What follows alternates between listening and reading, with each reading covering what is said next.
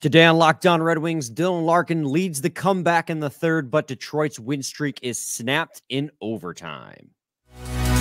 You're Locked On Red Wings, your daily podcast on the Detroit Red Wings. Part of the Locked On Podcast Network, your team every day.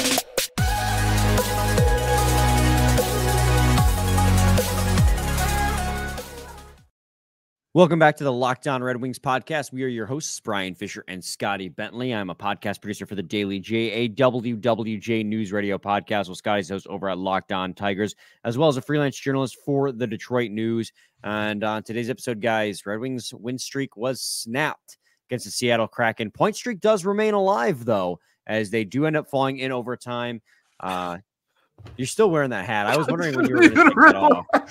I put on this hat. It's like very clearly too small for my head, just on as like a joke when Brian and I were setting up for the show and completely forgot that I was still wearing it. So there you go. Fantastic. We're back. We're back. Look, this was a roller coaster of emotions kind of game.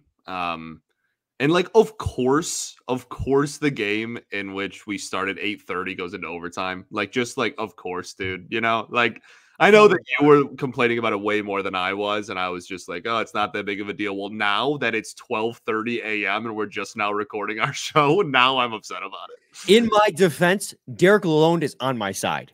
Yeah. Oh, trust me. He was very public about his displeasure for it, for sure. But yeah, no, it was a roller coaster of a game.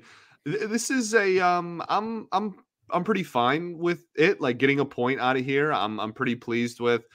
You came back to get a point. I know that you had a lead, like you had the opportunity to obviously get an outright win, and you blew that. But you were down 2 goals and got a point out of it from a team that was second in their division and made the playoffs and was like a highly seeded playoff team at that a season ago. So I'm not too like terribly upset about it. I also think there's a lot, obviously we'll talk about, there was a lot of good and a lot of bad, like a pretty healthy, like 50-50 mix, I feel like, of good and bad in this game to kind of go over. So, well, I mean, Scotty, we're at that point in the season, 7 games in, right? That was game 7. Yeah. Game 7.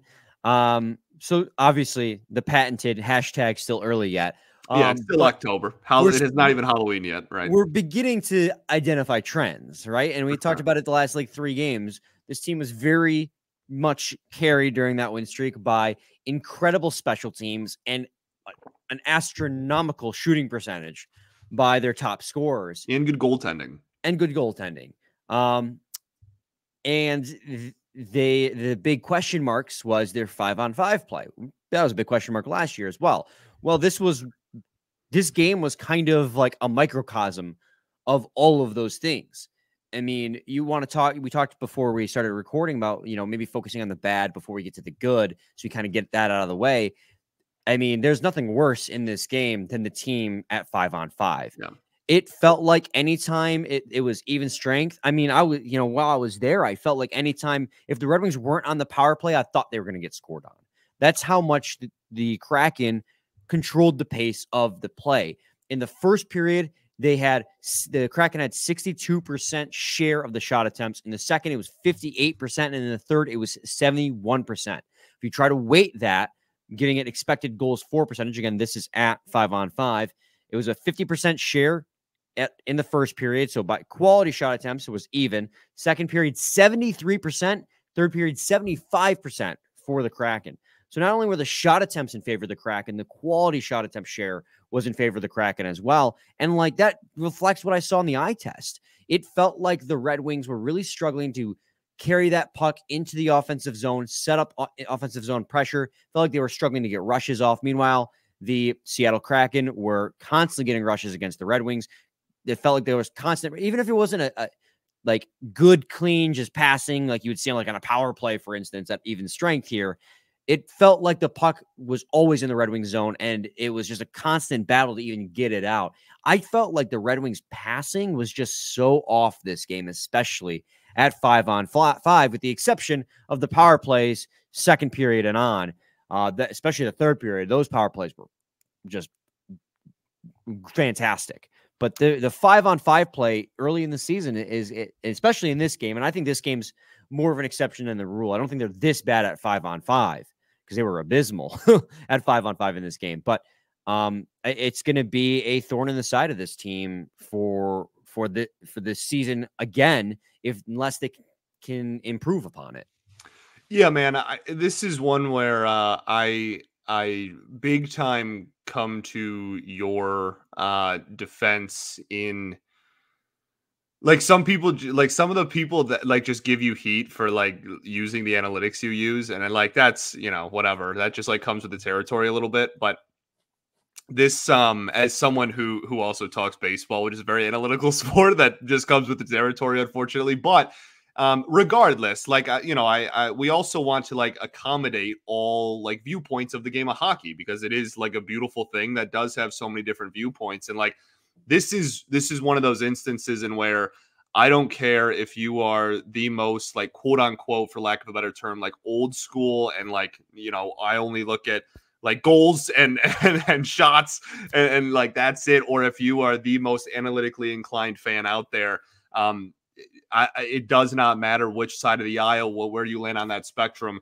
The Detroit Red Wings were horrific at even strength in this game. And there is, again, like I didn't, you told me those numbers while we were getting, you know, show prep and stuff. And like, I not that I didn't need them is probably not the phrase I'm looking for, but like, I didn't need to hear that to know that they were terrible on 5-on-5. This was every single time it was even strength, or obviously if the Kraken were on the power play, but that kind of goes without saying. The Wings just were behind, and they were back a step, and they were down 2 goals and got carried back into the game single-handedly by the power play, right? And so yeah, this was a really abysmal. Like I'm not trying to be like too harsh. Again, I'm not saying this is going to be how it's going to look all season. It's October 25th, but I mean, this was a really, really brutal even strength game for the Wings. Yeah. I mean, this is one of those situations where sometimes when I talk analytics versus eye test, they don't always line up, right? Like, yeah, my go-to is I went to a game last year against the Calgary Flames, I think it was, and Ben Sherratt was out there blocking. Like, I think he had like 8 blocked shots. You come in and it's he threw credit where credit's due, man. He threw his ankle out to block a shot in this game. I think it was like in the 3rd period, I want to say. There was literally a shot on net, and he just threw his skate at the puck. It just got hit in the ankle and like hobbled for like 2 seconds, and that was fine. Like, well, that's some dog mentality right there. He probably assumed if you can throw a stick, you can throw a skate too. So, but we'll get to that. We'll get to that. But the point I was trying to make, Scotty, is that this is one of those rare occasions where everything I was seeing on the ice was reflected upon those analytics. And you were talking about old school, right? Like shots. You want to go shots. You want to just go simply shots that were fired that made 10. It on net. They got shot by over 10, but even at even strength, it was a sheer percentage of 62%. The Kraken had 62.5% of the shots at 5-on-5. Like, you want to go as old school as possible. That is the most basic of stats. That is empirical data that doesn't have any like math involved besides counting 1, 2, 3, 4. The counting stat, we call it. Yeah. So, I mean, at 5-on-5, the Red Wings were bad this game, and they've been lackluster in a lot of games so far this season. Mostly it's been in one period. Most like they sorely get outplayed in one period rather than the entire game. And that one period kind of weights it overall down against them. But in this game, throughout 3 periods, the Kraken were the better team. And I don't want to say, I came on yesterday, I was like, this feels like it could be a trap game because the Seattle Kraken are starting out slow. They got a couple injuries. You're a hot team. Kraken are a better team than what they were showing early in the season. And they were record indicated. Yeah. They were that team. They were the Kraken from last year in this game tonight. And they honestly earned that win. It still stings though. It was a great comeback, and we will talk about great hockey game, man. Like for this is the NHL is drooling, right? Like they have their frozen frenzy thing. They which actually we tuned into. My roommate and I tuned into during intermissions, and it was a really good product. I think it went really, really well. I thought that the editing and the producing was really good. It was just quick little side note. I thought the frozen frenzy thing was a big success.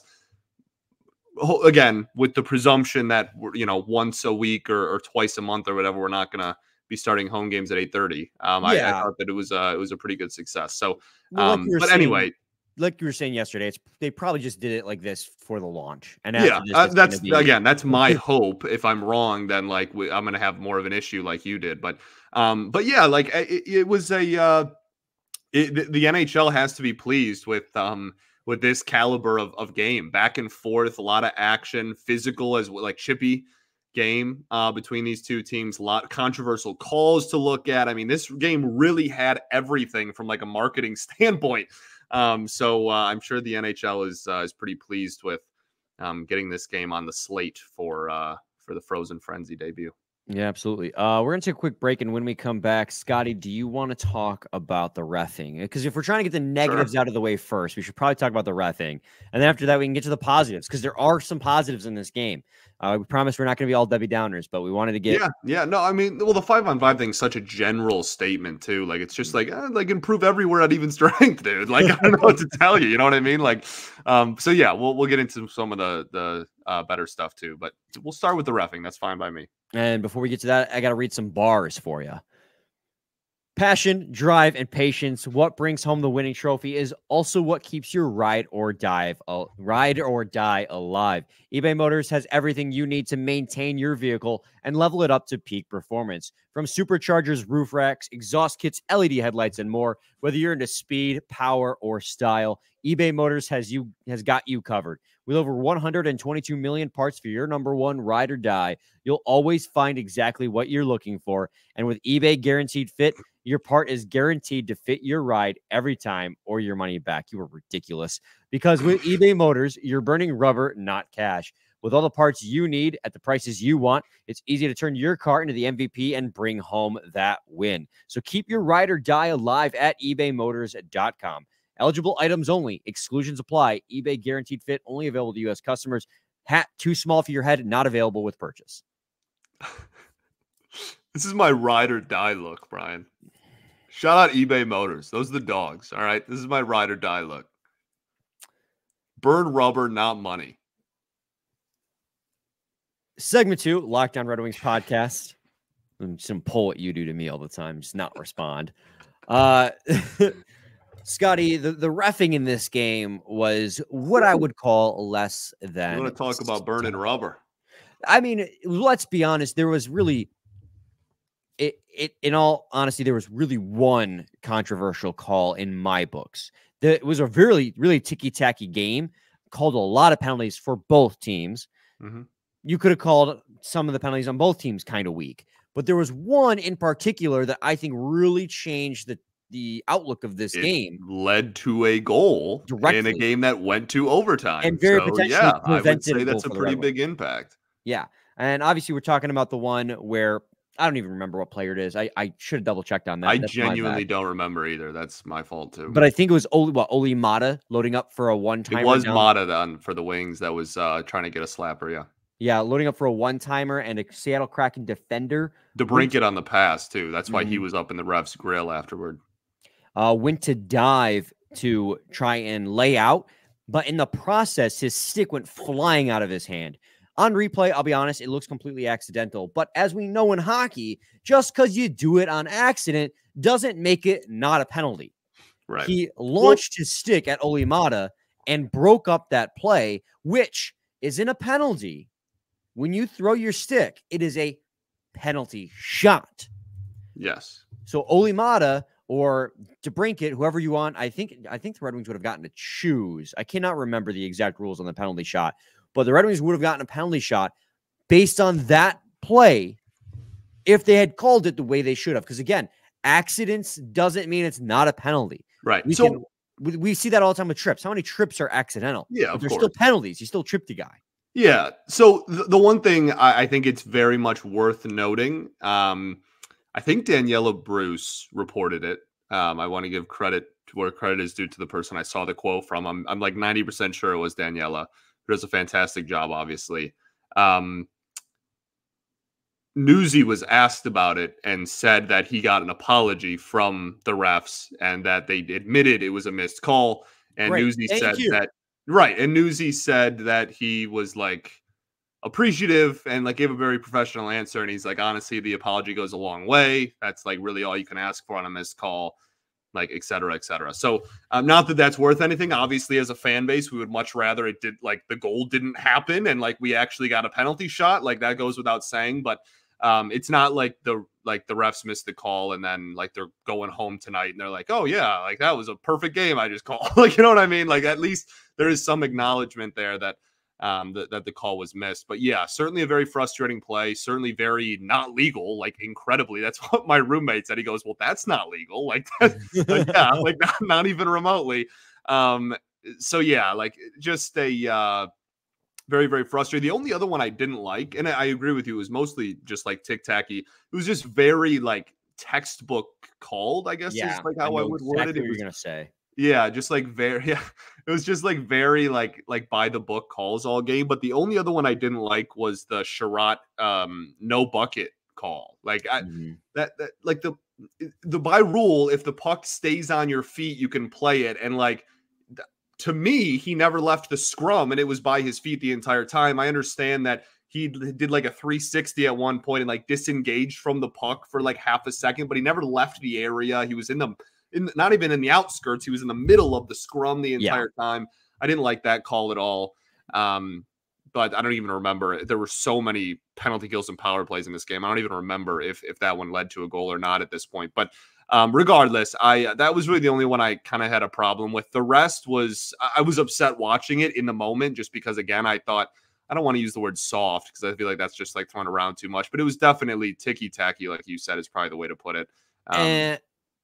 I see. That was a weird noise I just made. I was like, are you disagreeing with something I said? Like, what? No, what I was going to say is I actually was unaware of that stipulation in the rules that if the puck is like in your feet, you can still play it. That's what Newsy was arguing afterwards. And they were talking about it on the broadcast too.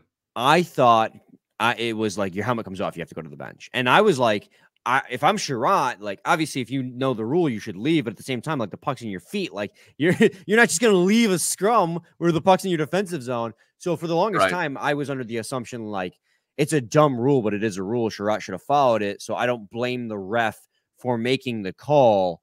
Mickey Redmond had a fantastic rundown of the situation live. He was really, because I was in the same boat as you. I thought it was bucket comes off, you better sprint to the bench, which is still dumb. I still think it's I agree with you, but you know, it's whatever. In the name of player safety. You gotta do what you gotta do, I guess. But like, I agree with you. But yeah, they on the broadcast they had talked about how if the puck is at your feet, then like I don't know if it's like you can continue just like playing as long as it's at your feet or what the exact stipulation is, but they had a really good rundown of the situation. And again, it ended up not mattering because he, again, disengaged from the puck for like half a second. And when he turned around and went back into the boards, that's when they called the penalty, I guess. So I didn't like it, though.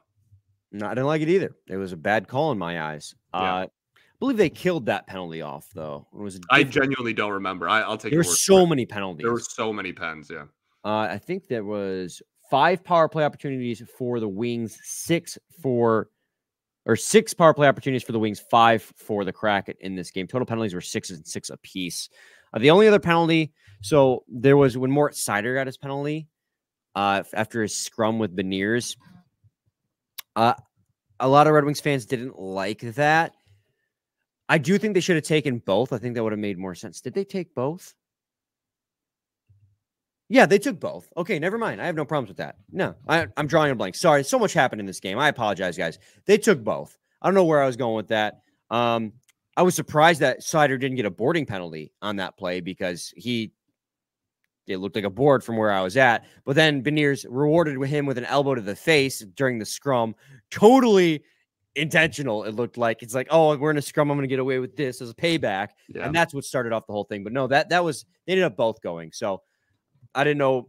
Everything's getting jumbled in my brains. There's so many penalties, 12 total penalties called in this game. So many, man. But then, after that, I am also, let's get into the stuff that went well.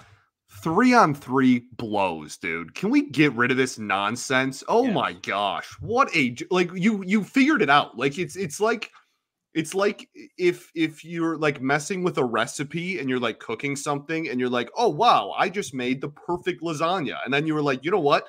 Let me add a bunch of nonsense to this to make the dish awful again. And like that's what happened. Like they found the perfect match. That 4-on-4 was great. No one had an issue with it. And they were like, you know what? Let's just go a step further and do 3-on-3. It's dumb. It's stupid. And it just leads to puck possession battle. See, I actually attacking the net. Oh, we don't have time to get into this today. We don't have time. I actually disagree with you.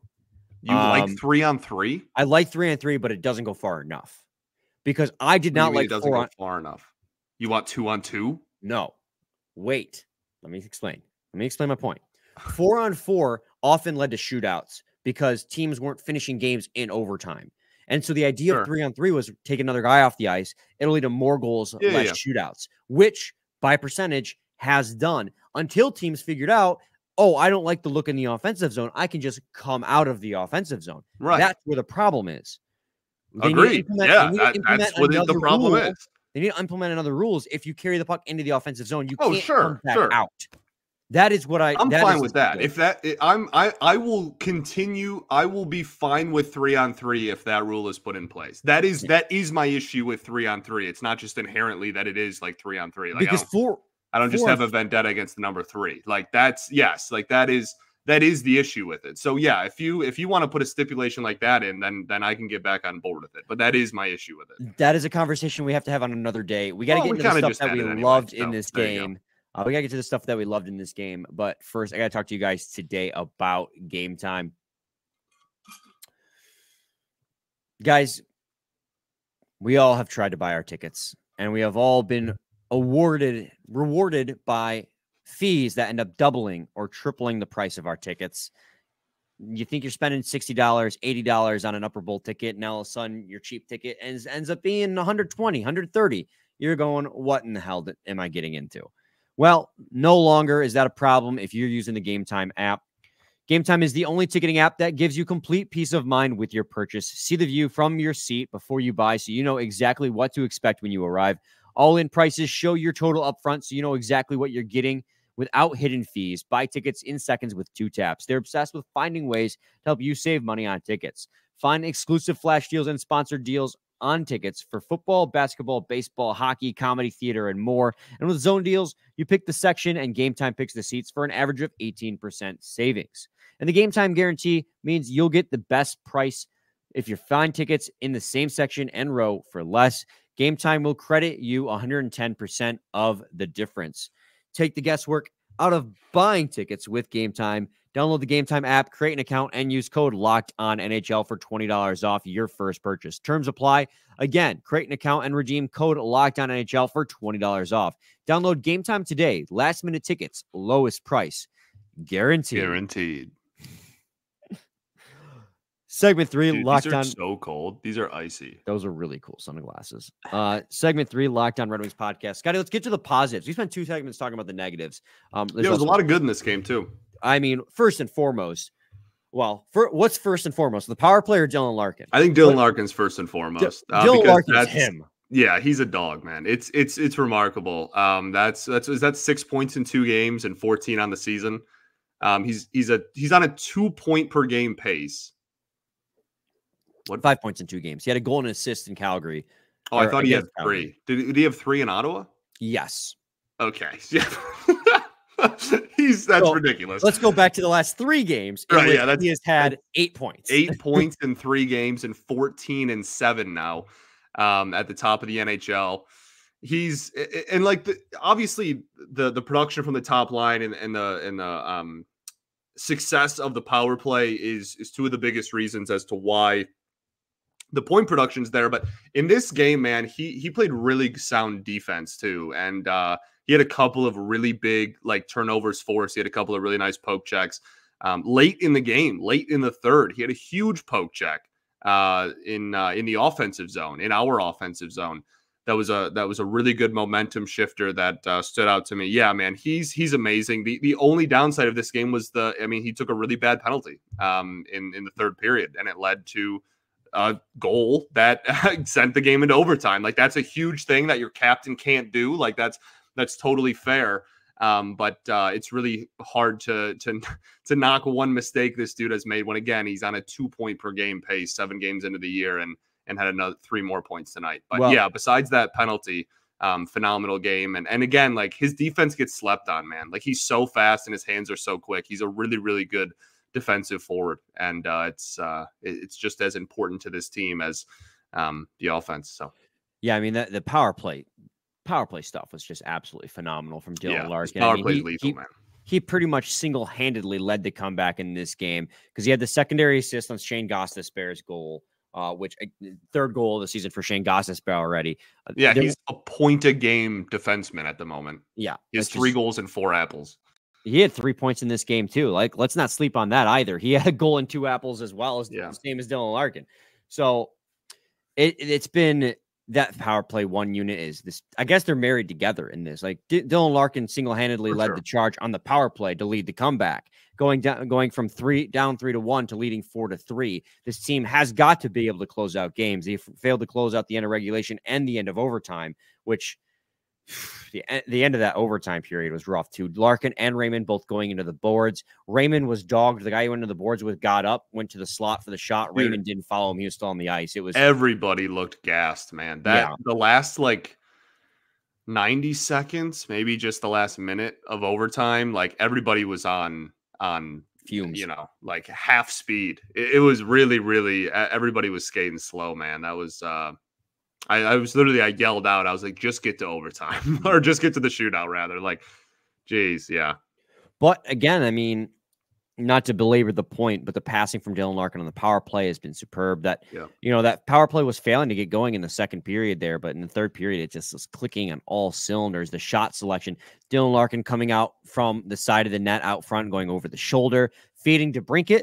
DeBrincat scored. Alex DeBrincat, man, beautiful goal. Like it was so beautiful, man. Like, goalie overcommitted to one side, and he knew he was going to. Like, that's so crazy. Like, it's like he knew that he was going to bite too far to the goalie's right side, and so he went left pad, and it was just a wide open lane, man. Absolutely. Also, just absolutely wired that shot. Shane Gostisbehere did. Gostisbehere as well. Like, Gostisbehere's slap shot seriously, he's a power play cheat code. Like, he is literally like, if you go into NHL 94 and go like down, triangle, up, square, like, you get Gostisbehere on defense. Like, he is a literal cheat code on the power play. I mean, that power play unit 1 is absolutely lethal. Like, you talk about some of the best power plays. Bro, even Sider, like, just Sider, like kind of running point and just like the tip of the triangle, just passing it back and back. But he also, like, an underrated, maybe underrated is not the right word, but overlooked maybe ability that he has is, like, he keeps the puck in the zone, man. Like, he's diving out on the ice to make sure the puck stays in the zone and doesn't cross the blue line. He's really good at that. Just an absolute wagon, the power play one is. Just another game where, like, the players that you want to have the biggest impact have the biggest impact. Yeah. Save Lucas Raymond in this game, who didn't register a point. But I mean, he almost had the game winner. He's about 2 inches away from the game winner, which is crazy because he technically didn't register a shot, but he rang that one off the post. But he hit crossbar, post, whatever. Doesn't matter. Yeah. He for sure. The thing is, I guess this ties into the 5-on-5 conversation too. Is I don't want this team to be if you shut down the top line, then you shut down the Red Wings. You know what I mean? And again, it's early. We've got to see how the season develops. It's too soon to make any like brash judgments about what this team is going to be. But that's something that has like crossed my mind, and it's kind of 1-1 with the 5-on-5 play, I think. But yeah, I think the lines 2 through 4, and Veleno's been great. He's not a top line player. He scored again tonight. We can talk about him as one of the goods of this game. Almost had 2 goals. I don't know how he missed the first one. But yeah, he's looked great. He's skating really well too. He played late. He played like crunch time minutes at the end of the third period in this game. And looked really good doing it. So, and the advanced analytics ain't gonna agree with me, but I thought Jake Woolman actually played pretty good. There were several key breakups he made in the defensive zone. He also stepped up in the third period on shorthanded. He stepped up to break up a pass. He went in on a breakaway, drew a key hold. I think that ended up giving them the power play in which they took the lead. And unless that power play they didn't score on, there were so many freaking power plays. It's hard to keep track. It's not even worth trying to figure out. Regardless, my point is Jake Wallman made a key decision on shorthanded to step up in the neutral zone, take away a pass, had a breakaway, drew a penalty for holding, which made it 4-on-4 late in the game, and ended up being a power play for them after the 6 seconds to expire to make it a power play. So that was a key thing. He made a couple key breakups in the defensive zone as well. I thought he played well. Advanced Analytics has him, as pretty much the 5th worst team on hockey stat cards, 5th worst on the team in hockey stat cards. And then Corsi 4 relative actually looks favorably upon him as 311. But not many players on the team had an actual solid Corsi 4 percentage above. I would imagine not. That's why I'm looking at relative in this game. Yeah, I credit where credit's due, and I thought Ben Sherratt performance. Oh yeah, I mean, like it's one of those where like there was there's a couple of goals that I think like he should have had, and then there's at least 2 that I don't blame him at all for. So like it's, I don't know, kind of a grab bag.